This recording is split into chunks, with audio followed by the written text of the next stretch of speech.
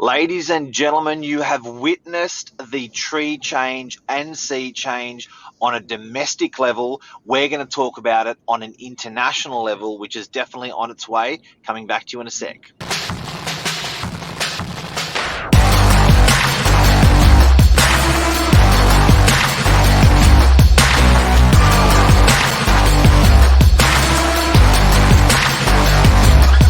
I'm the ringleader, so listen up.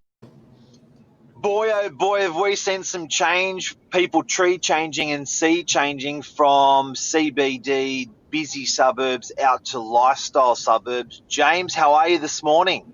Very well. How are you on the day after your Serbian Christmas, Mark? Yeah, good. I'm feeling pretty guilty actually. I ate like an eight, just like we do on Christmas. But I think once you go past Australia Day, then you start behaving. On the straight and narrow for the rest of the year now, is it? Hope so. Hope so. Hope so. But James Lampley, our real estate agent, Mark Novak, real estate agent, together over 30 years experience. James, are you seeing? What are you seeing with tree change and sea change? First of all, very quickly locally, and then let's Yep. translate to that internationally, because that's going to be big bucks for people that own property. Yeah. Well, last 6 to 9 months, these conversations have been coming up everywhere, and I was speaking to a couple of buyers yesterday who are actually in the same position. They've been holding off. They grew up in the beaches. They've moved out into the city and elsewhere.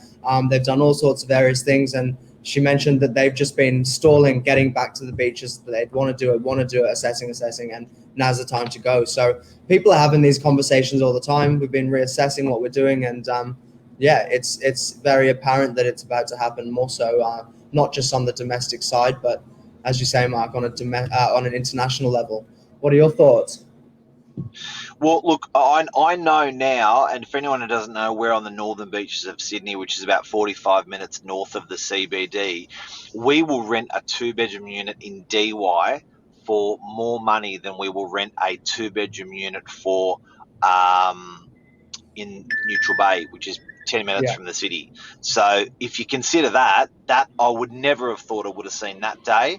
If you Yeah. would consider even bigger tree change suburbs further away from the CBD, like your Newcastle, your Gosford, your Terrigals, how they're rallying with price, your Byron Bay, how that's rallying with price. Now, James, this is all being underpinned on a local level. So Yeah. our international the China market, the UK market, the students and the education Yeah.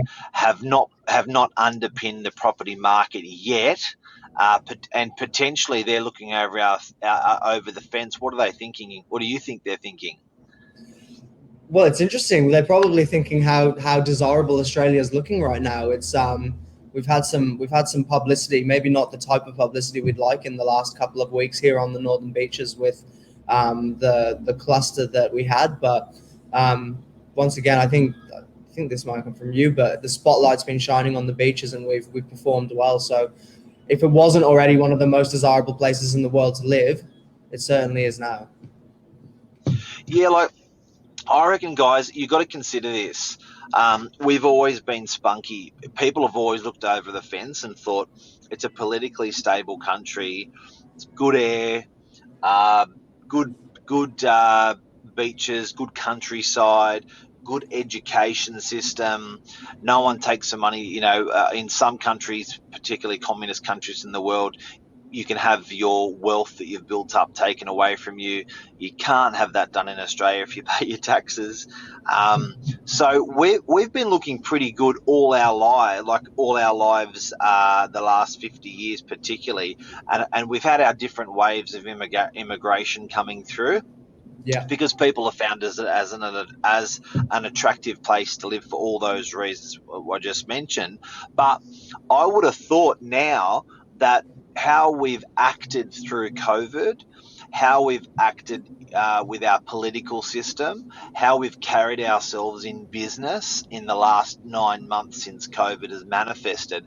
I would have thought, as a country, even when you look at what's happening in America the last 48 hours, I would have thought as a country, we actually, if I was thinking of moving to Australia over the last 3, 5, or 10 years, I would definitely be putting my finger on the trigger when those borders open up again.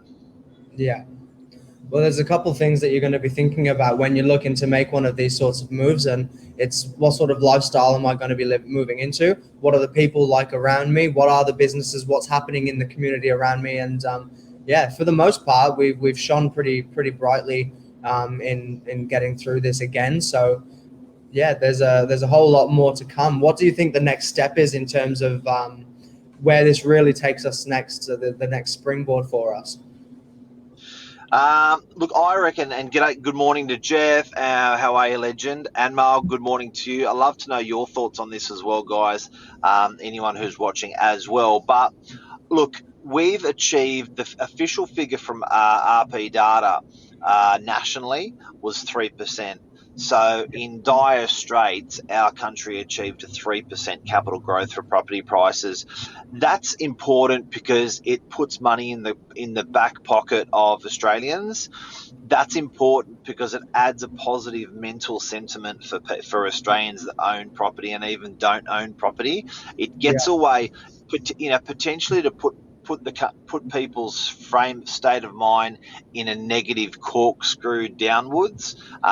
Is not hard to do, but it's actually gone the other way. People are getting quite positive out there. So on the back of that, that's what we've done. All of this on this 3%, James, on a localized market. We haven't had international people buying our property. We were very scared 3 years ago or 5 years ago, saying if, for instance, the Asian markets stopped buying Australian property, our property market would be screwed. We've gone against that. We've proven that theory wrong, and we should be really proud of it. Furthermore, when we do add the international markets coming back, we are going to have a booming property market. Yeah. Now, this is something we talked about briefly in our sales meeting this week, wasn't it? But we were just talking about what we hypothesize will happen in the year to come, 2021, growth levels after the year we've just had. There are some differing opinions in the office. What were you sort of? And I don't want to. You don't want to. Before I have my punt, I would like to know everyone's punts who's watching. Anmal, give me a percentage of what you reckon 2021 is going to go up. You're a pro in your area. Luke, you're a pro in your area. What do you think Sydney market is going to do in 2021, capital growth wise? Jeff, I'd love to know what Jeff thinks as well, and anyone else. Give us your punt of what you guys think the property market's going to go up in 2021. And bear in mind, I still don't think, James, I don't reckon our borders are going to be open for trade, just thinking property trading or immigration in 2021. By the looks of it, what do you reckon? I was thinking exactly the same just before you mentioned it. Yeah, it's probably not going to be until 2022 that you can even begin to get some traveling into the equation. So, I'm sure there'll still be this growth, but the wave of the immigration that comes in is probably still a way off, isn't it? Well, definitely still a way off. Yeah, well, something, if you guys missed it, we spoke with the Real Estate Institute president of New South Wales, Leanne Pilkington. We spoke with her on Monday night. Now, what's interesting is we have missed the intake for universities in January for the first semester. Yeah. So if you're an overseas student and you've missed the first intake, the first semester of your uni degree, the odds are the second, third, and fourth semester you're actually going to pike it as well. You're probably going to leave it to the next year. Yeah. So that's going to leave a bit of a hole in the rental market around those suburbs. But what today's story, if you've just tuned in, what today's story is the tree change and sea change effect that we've definitely witnessed on a local level. We reckon, Novak team reckons that it's going to come on an international level, and the handshake with that will be really good capital growth. But again, what year do you reckon it's going to hit? It's hard to say. Where are we now? Beginning of 20. You're looking at mid 22. You probably think to be that's probably quite conservative as well. You want to say it's coming sooner, but we just don't know, do we? Who knows how long this will last? But there are some other parts of the world that are struggling a lot worse than we certainly have. So people in the UK, I bet there's a lot of people who've been thinking about this idea for 5, 10, 15 years, maybe more. And now they're isolated there and, they're going to be building up their itchy feet to get over. Look, if you're quarantining your international intake, I couldn't see that much problem with it. So even if you said, look, let's do a 3-week quarantine just to be sure, if these cats are coming to this country and they're bringing benefits, they're using our education system, they're bringing money to the country. They generally stay afterwards as well. Immigrants, once they educate themselves here, they generally stay here afterwards. Also, like fruit pickers and all those types of people in our economy, we are struggling with getting that labour done at the moment on a local level. We always had a lot of international people helping us out on that, so we sort of need that a little bit. But I do reckon, if I had a punt to finish off today's international sea change chat, what do you think 2021 is going to do with capital growth? It's interesting. I think we're very, very lucky on the beaches and always have been. People often say it's probably one of the best parts in the world to be, in the parts of the world generally. But what I was going to say is to be working in real estate, and I think they're probably right. I think it's up and up, but there's so much turmoil and so much going on that you never really want to jump too far ahead of yourself. I think this year is really a year for the world reinforcing what we learned last year with COVID. Probably a lot more people where they're going to be time for people to be sat on their bums thinking about what their next move is. And then 2022, maybe 2023 is probably going to be the deciding year where people make their moves and really go for it. So capital growth 2021, I'm expecting positive growth, of course. And then I reckon exponential growth 22. Okay, so it's a bit of a double barrel shotgun. We've had one barrel fire off for the property market in 2020. The same barrel, which is that localized market, I think easier lending restrictions, lower interest rates, I think will be that same barrel firing again.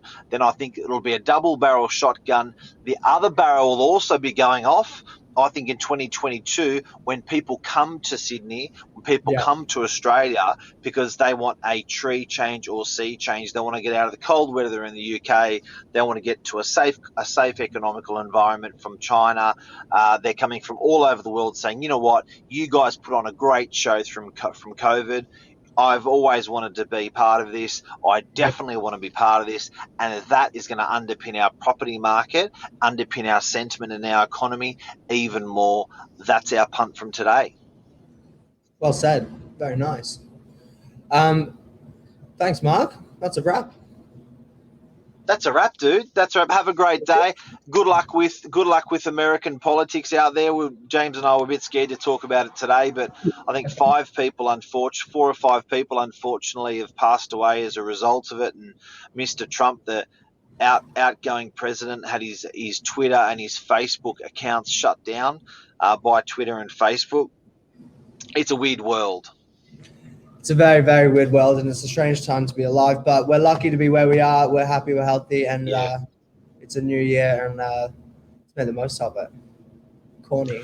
Well said. And guys and girls, if you want us to talk about anything on this show, just let us know. Direct messages. We love your support.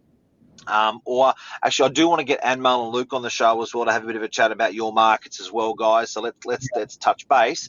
But let us know if you want us to talk about anything in these comments or direct messages. Love ya. See ya. Bye. So, take care. Bye, everyone. Bye. Bye bye.